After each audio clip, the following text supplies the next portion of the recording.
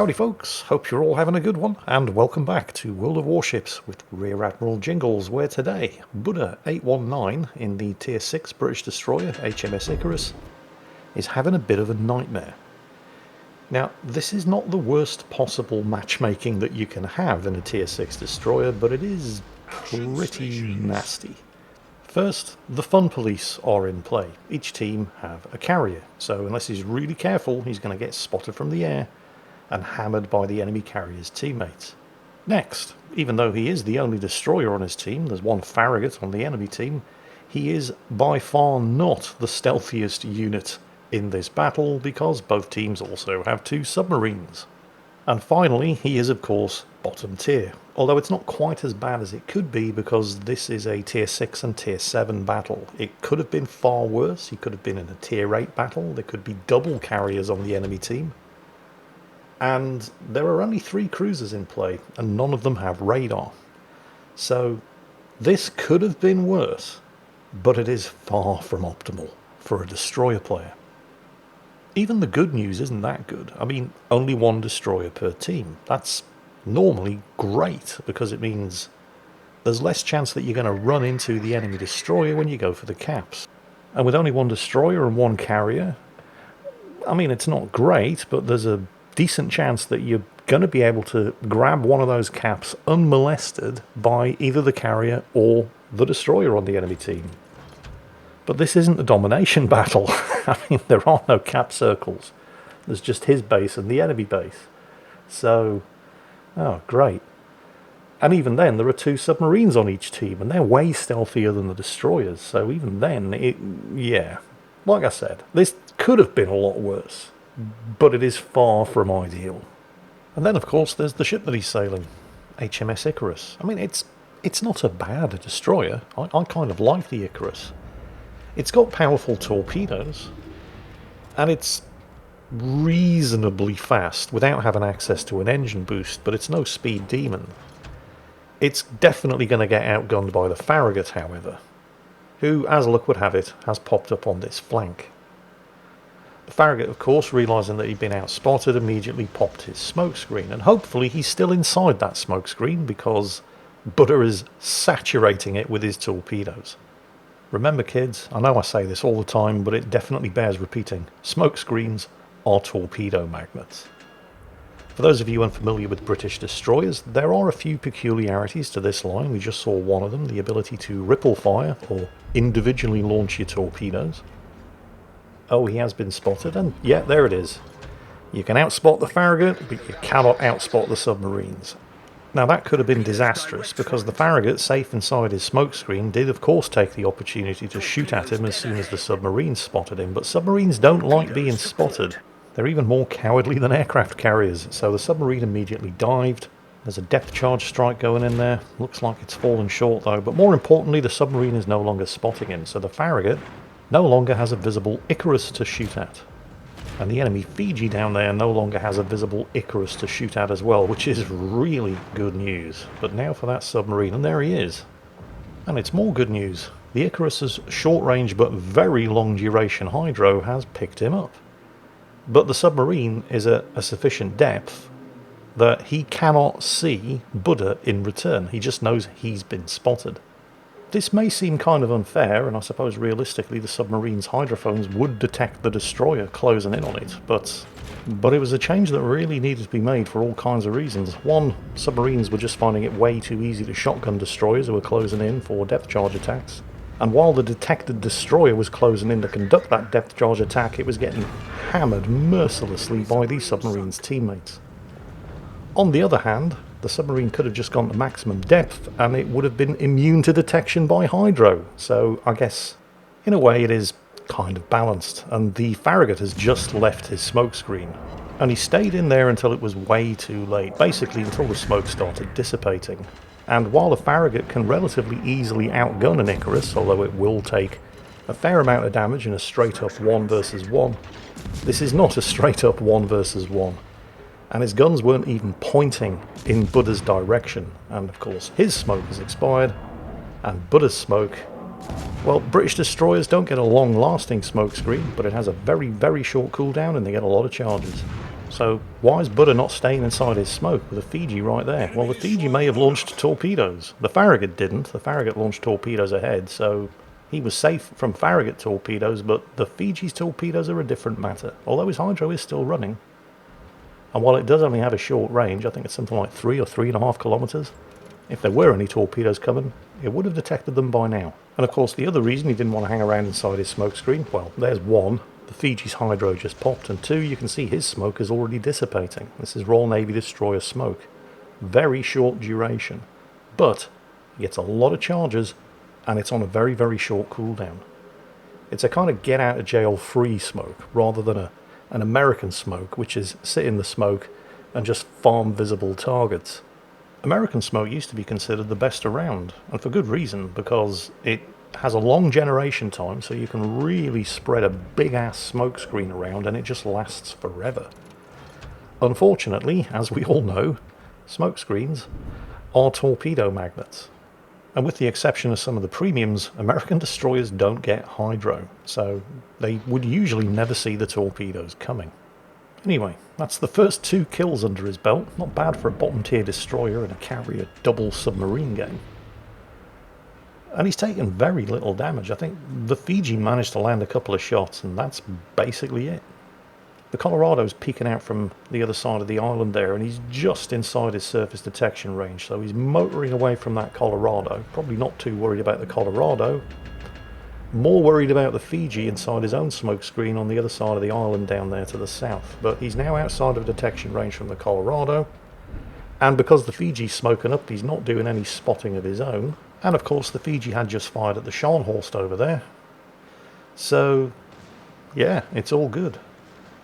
The Scharnhorst is starting to take a lot of focus fire, and he's turning away to head back up to the north. Oh, hang on a second, the second Scharnhorst up to the north. There was a torpedo going by. But as spider sense starts tingling, yep, there it is, enemy submarine. I think the smoke screen was a bit of a reaction. It actually popped before he got spotted. But he can't hang around here because the submarine does have him spotted. Fortunately, there are not many cruisers in this battle, only 3 per team, and one of them has already been sunk. But the Nürnberg is coming around the corner. He's spotted himself some small boat booty, and he definitely wants some of that. The submarine's been forced to dive, but Buddha remains spotted because he's fired his guns. The Nürnberg is coming around the corner, and that's a really brave move from a extremely fragile tier 6 light cruiser, especially with a couple of Scharnhorsts with their guns pointing in this direction. But it's not the Scharnhorsts that the Nürnberg needs to worry about, it's Buddha's torpedoes. Although, you know, the Scharnhorsts are obviously piling it on. And oh look, Buddha's hydro has just come off cooldown, which is really bad news for the submarine. The Nürnberg takes a torpedo right in the face. He's gone down. The submarine again, not at maximum depth, still detected by hydro, and there's another really easy submarine kill. Kill number 4 for, if I'm being honest, what is a fairly meaty... I mean, it's not a bad ship, don't get me wrong, I quite like the Icarus, but there's nothing really outstanding about it. It has good torpedoes, and that's about it. The guns are okay, the speed is okay, the stealth is okay, it only really has good torpedoes. And, well, you know, if I'm being completely honest, they're the best thing about the ship, but they're not even really that good. They only have a speed of 59 knots. They only have a range of 7 kilometres. And the upgraded torpedoes will do 15,000 damage, but they have a 2-minute reload.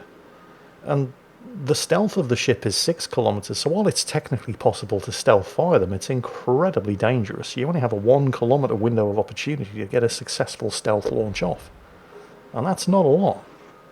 So the fact that he's doing as well as he's doing in the ship that he's sailing, in the battle that he's fighting, with 2 submarines and a carrier on the enemy team, although to be completely fair, the carrier has really not been much of a problem this far. But the fact that despite all of that, he's sitting here on 4 kills. He's claimed more than half of his team's kills so far, and his team are doing pretty well and the enemy team isn't, because his team have only lost 1 cruiser. Oh, he's going for it. Yeah, you know what, why not? Chicks dig scars and glory lasts forever. So he's ripple firing these torpedoes. Some at the Bayern, who's probably seeing his life flash before his eyes right now. Some at the Colorado. This is really dangerous. Oh, well, it would have been if the Colorado had managed to get some shots off. But there's the double strike. Yeah, the Kraken Unleashed just kind of slipped by there unnoticed as he got his 5th and 6th kills. Oh, and he's there in chat. Well, that went much better than expected. Yeah, no shit. And you might be thinking, with some justification, well, hang on a minute, he's on 6 kills, he's only done 74,000 damage. Yeah, but those kills were initially against targets that don't actually have an awful lot of health. Destroyers don't have a lot of health. Submarines do not have a lot of health. And this is one of the things that I do appreciate about World of Warships. You know, I give the game a lot of stick, mostly because it deserves it, but credit where credit's due. Experience and credits awarded are not based on total damage done. Not exactly.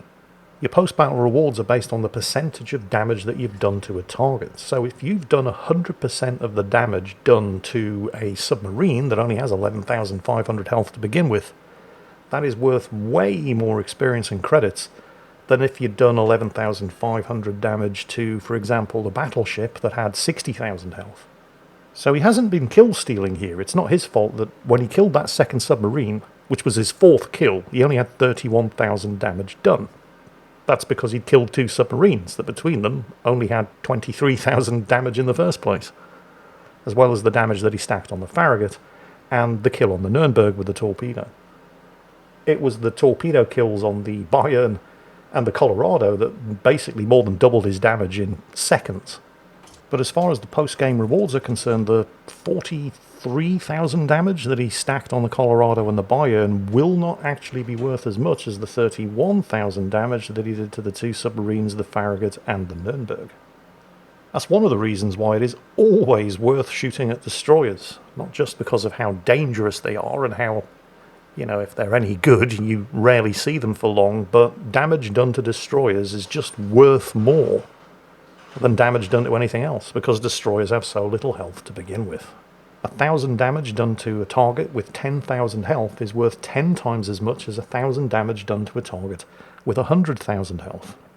Don't take that as gospel, though. I mean, I know I'm saying you should always do this, you should always do that, and you shouldn't always do this or that. These rules are highly situational. 1,000 damage done to a battleship that only has 1,000 health left is worth way more than 8,000 damage done to a destroyer that still has 20,000 health left, because at the end of the day, you've killed the battleship, which is giving your team points, and that battleship is no longer shooting at the rest of your team, or you.